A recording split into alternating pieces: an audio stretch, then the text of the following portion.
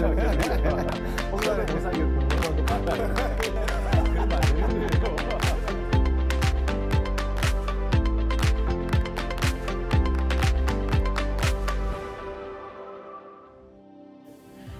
자, 여러분 안녕하세요. 오늘도 목사님 궁금해요. 이승현 목사입니다. 자, 오늘도 우리 성도님들이 살면서 궁금해하는 신앙적인 내용들을 가지고 오늘도 카메라를 켰습니다. 자, 오늘의 질문은 바로 뭐냐? 하나님도 아픔을 느끼시나요? 라는 주제입니다.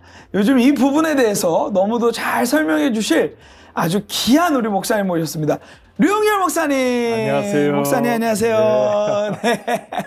목사님을 통해서 이 하나님의 아픔의 신학에 대해서 저도 요즘 관심을 가지고 있는데요. 그렇다 보니까 꼭 우리 성도님들에게 나눠주고 싶은 마음이 너무도 컸습니다. 목사님. 목사님, 그 성경을 읽다 보면 이게 하나님의 심정이 느껴지는 본문들이 굉장히 많이 있는 것 같아요. 근데 정말 저희처럼 하나님도 감정이 있으신가요? 중요한 질문입니다. 성경에 보면 하나님이 감정 표현할 때가 굉장히 많아요. 제일 처음에 인간을 지으시고 난 다음에 어떻게 하셨나요? 심히 기뻐하신다 하나님. 그리고 인간이 범죄할 때는 하나님이 너무나 마음 아파하시고 심지어 인간 지으셨음을 한탄하사까지도 나오시고 기뻐하는 자라고 너무나 기뻐하신 하나님, 다윗을 보고는 내 마음에 딱 맞는 사람이라고 너무나 좋아하시는 하나님. 그러니까 성경에 보면 하나님의 기쁨도 나와 있고 하나님의 슬픔, 그리고 하나님의 너무 안타까운 마음, 긍휼한 마음, 그리고 하나님이 또 너무나 행복해하는 마음도 있어요. 탕자가 돌아왔을 때 아빠가 아버지가 기뻐하는 그 마음처럼 죄에 난 사람이 회개했을 때 천국에서 잔치가 이루어지는 그 심정. 그러니까 하나님도 우리가 가지고 있는 감정을 표현하는 것이 성경에 잘 나타나 있습니다. 목사님, 그러면 이 성경을 읽다 보면 지금 말씀해 주신 대로 뭐 여러 가지 감정들이 표현이 되어 있는데 제가 늘 궁금했던 거는 예수님이 그 눈물을 흘리셨다라는 표현이 등장할 때 정말 이게 그냥 뭐 문학적 표현인가요? 아니면 진짜 예수님이 눈물을 흘리셨을까요? 목사님 생각은 어떠실 것 같아요? 저는 되게 두 가지가 다 있다고 생각을 합니다. 그렇죠. 예수님께서 눈물을 흘리실 때 장면을 기억하십니까? 나사로가 죽은 지 나흘이 되었습니다 하고 좀 더 빨리 오셨더라면 우리 오라버니가 살아 있을 수 있었을 텐데 그때 나사로 무덤 앞에 갔을 때 예수님께서 정말 눈물을 흘리셨죠. 그만큼 나사로의 한 인격체를 주님이 사랑하셨다라는 마음도 있죠, 그죠? 한 영혼을 향한 주님의 지극한 사랑. 그리고 죽음이라는 게 이 죄가 가져온 결과잖아요, 그죠? 하나님께서 만드신 그 아름다운 피조물이 정말 주님 앞에서 하나님의 자녀답게 아름답게 살아야 될 사람들이 죄로 말미암아 마지막에는 결국에 육신의 죽음에 들어가 있고 그걸 두고는 그때 당시 때 남자가 죽는다는 것은 한 가정이 무너지는 일인데 이제는 오라버니가 죽고 그 누이 여동생 둘이서 앞으로 어떻게 살아갈 것인가.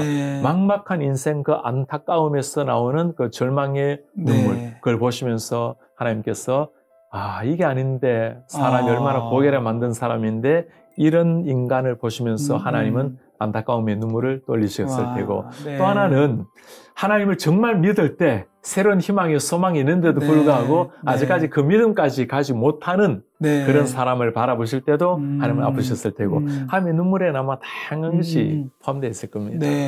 하나님의 심정을 이렇게 성경의 텍스트 가운데 우리에게 이렇게 주셨다는 것은 한편으로 이렇게 생각해 볼 수 있을 것 같아요, 목사님. 우리의 그 심정에 하나 되어주신, 마음을 맞춰주시는 그 주님의 마음이 좀 느껴지는 것 같습니다. 맞습니다. 성경에 그런 기록을 두고 우리가 신학적으로 표현할 때 신인동형론 이렇게 표현합니다. 하나님과 인간이 마치 동형, 같은 모습인 것처럼 표현한다는 거죠. 실제 하나님이 눈물이 있는가 그렇게 보기는 어렵습니다. 그렇죠? 그러나 우리 인간의 아픔에 동참하시는 하나님, 우리 인간의 기쁨에 기뻐하시는 하나님, 그런 면에서 인간을 아시고 정확하게 우리를 마음을 이해하시고 그리고 심지어 내가 아파할 때 하나님이 함께 아파하시겠구나. 내 고민되는 불면의 밤을 하나님이 아시는구나. 하나님 어디 계십니까? 라고 물으면 안 돼요. 바로 옆에 계세요.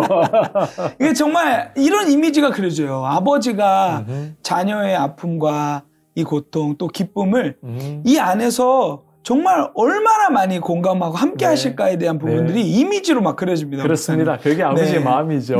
하나님이 우리를 향한 마음, 부모님이 자녀를 향한 딱 그 마음일 거예요. 네.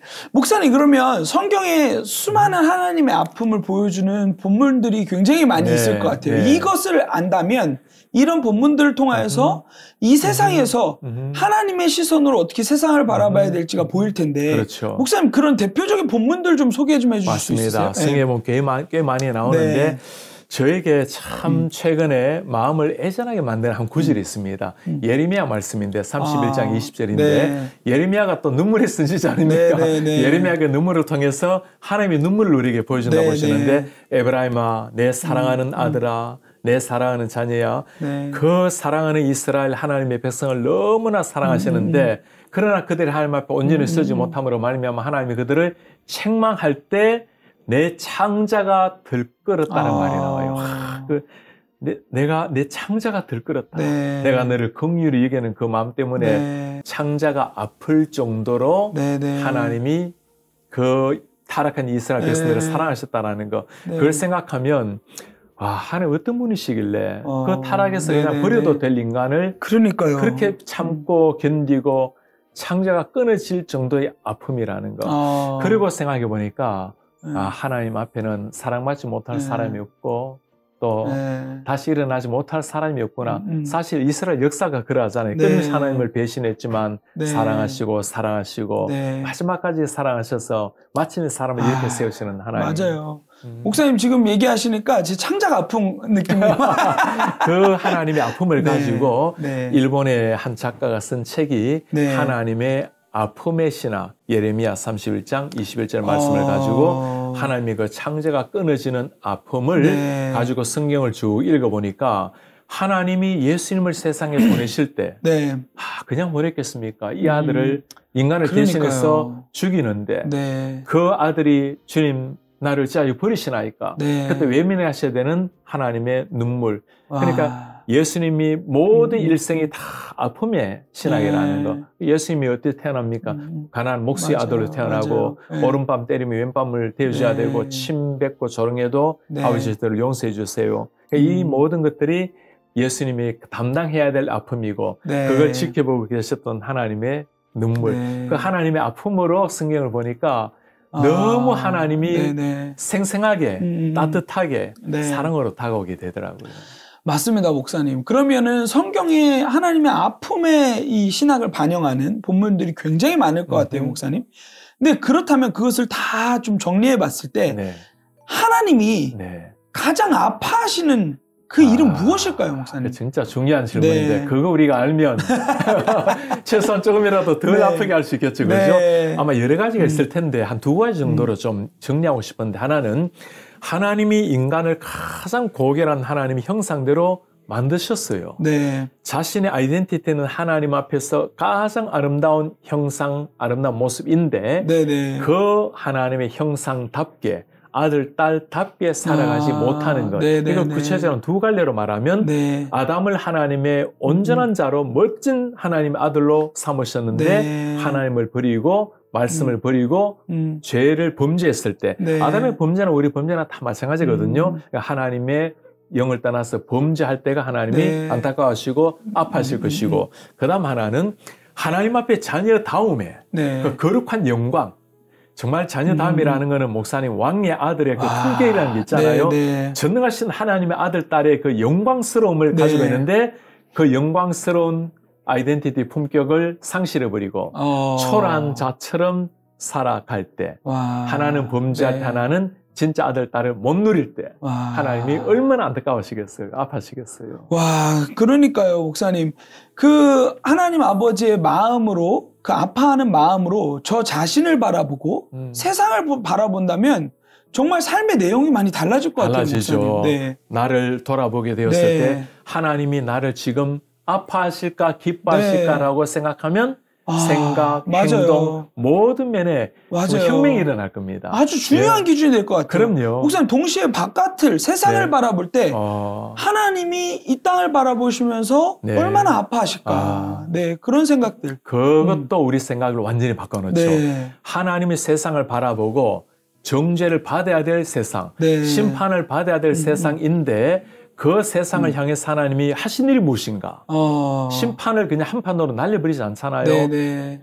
노아의 홍수 가운데서도 인간을 네. 보존하기 위해서 노아의 가족을 살려주셨고 네. 이스라엘 백성들을 그렇게 범죄할 때 맞아요. 이방 나라로 포로로 잡혀가게 하셨지만 네. 그러나 다시금 돌아오게 하시고 네. 그루터기를 남겨주시고 그리고 마지막 날에 다 그냥 하나님이 없애버릴 수도 있는데 마지막에는 심지어 당신의 아들 예수님까지 보내셨다. 네. 그렇게 보고 세상을 보게 되면 네. 아, 저 세상은 타락해서 사라질 세상이 아니라 하나님 앞에서 그 사랑으로 말씀으로 회복돼야 될 세상이라는 네. 그러니까 세상을 바라볼 때 그리스도인이 차가운 눈으로 심판의 눈으로 볼 것이 아니라 네. 하나님의 따스한 사랑의 눈으로 보아야 사명이 생기고 성교적 삶이 거기서 시작되는 네. 거죠. 그러니까요, 목사님. 하나님의 마음을 우리가 제대로 이해한다면 정말 이러한 삶으로 연결될 수밖에 없다고 생각이 그렇죠. 들어요. 왜냐하면 네. 예수님이 그냥 아픔만 느끼신 게 아니라 하나님의 아픔만 느끼신 게 아니라 결국은 행하신 일이 있잖아요. 그렇죠. 맞습니다. 구원의 역사들. 그럼요. 네. 그 아픔 때문에 그 아픔이 없었다면 맞습니다. 그냥 넘어가요. 네네. 그를 향해서 그 아픈 마음, 이게 측은지심이라 하죠.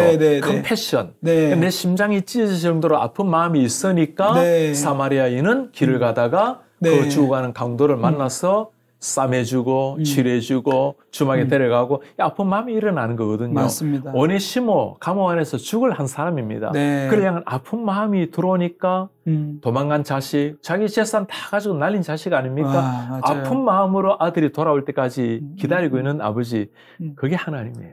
네.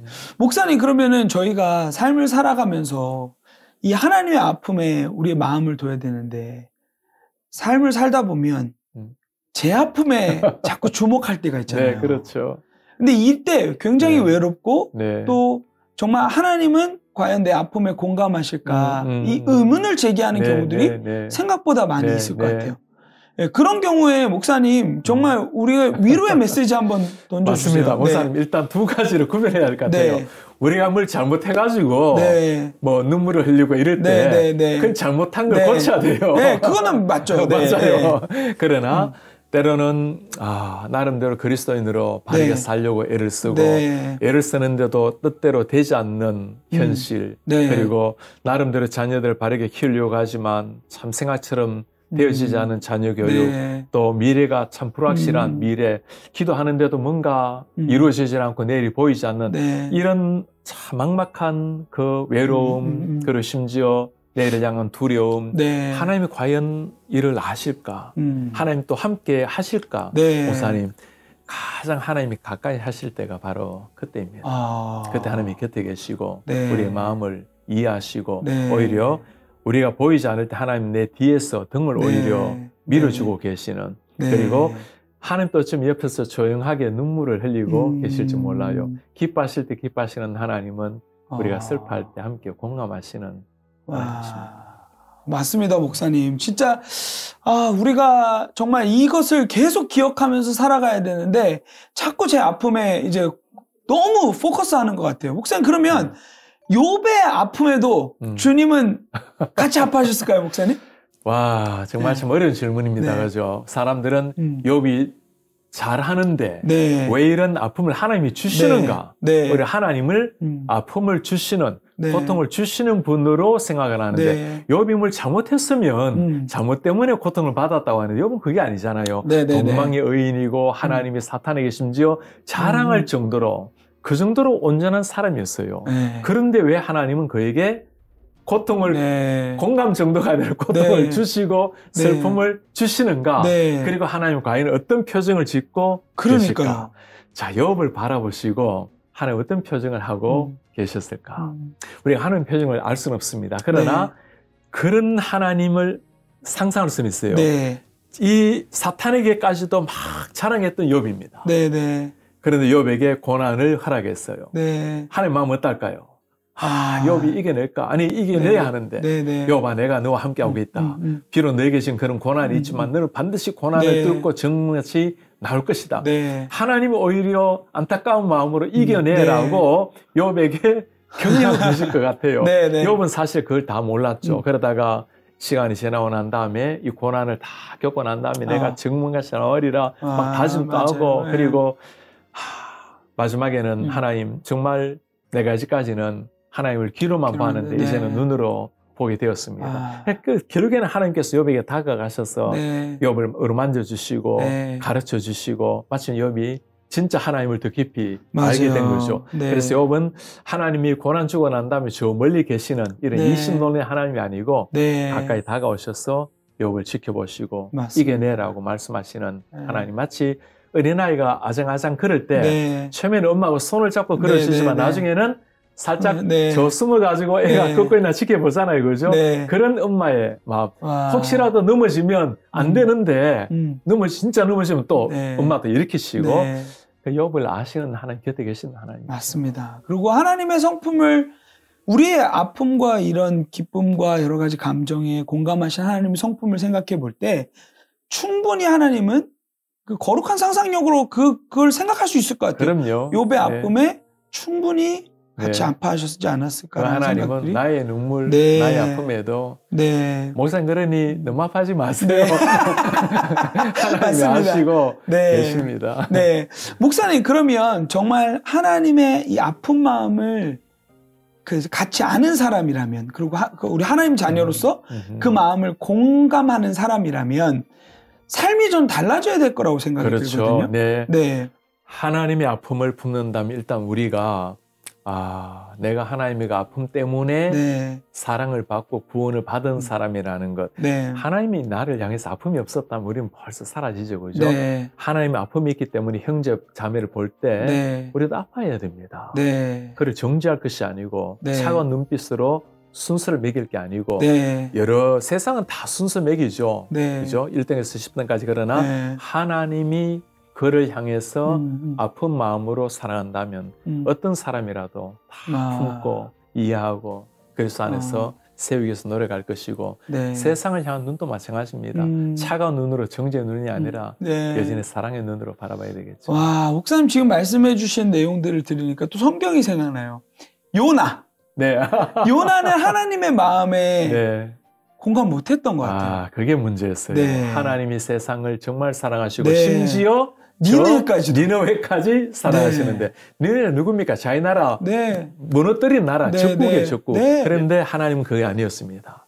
저성에도 하나님을 알아야 될 백성이 있고 좌우를 분별하지 못하는 어린아이들도 있고 그래서 네가 가서 복음을 전파하라. 그게 하나님의 마음이에요. 와, 맞습니다. 목사님 정말 이 요나의 길을 걷지 않고 그분의 마음을 그대로 우리 마음에 새기고 정말 세상 가운데 나아가서 하나님의 시선으로 세상을 바라보고 하나님의 따스한 손과 발로 그들을 사랑하며 나아가는 것이 정말 우리가 살아내야 될 삶의 내용이라는 생각을 그렇게 살아내게 되면 우리 삶 자체가 증거가 될 것이고 삶 자체가 성교가 될 것이고 보이지 않는 하나님을 보여주는 통로가 될 것입니다. 우리 하나님의 마음을 세상 가운데 비추는 통로로 잘 쓰임 받도록 하겠습니다. 목사님 감사합니다. 감사합니다.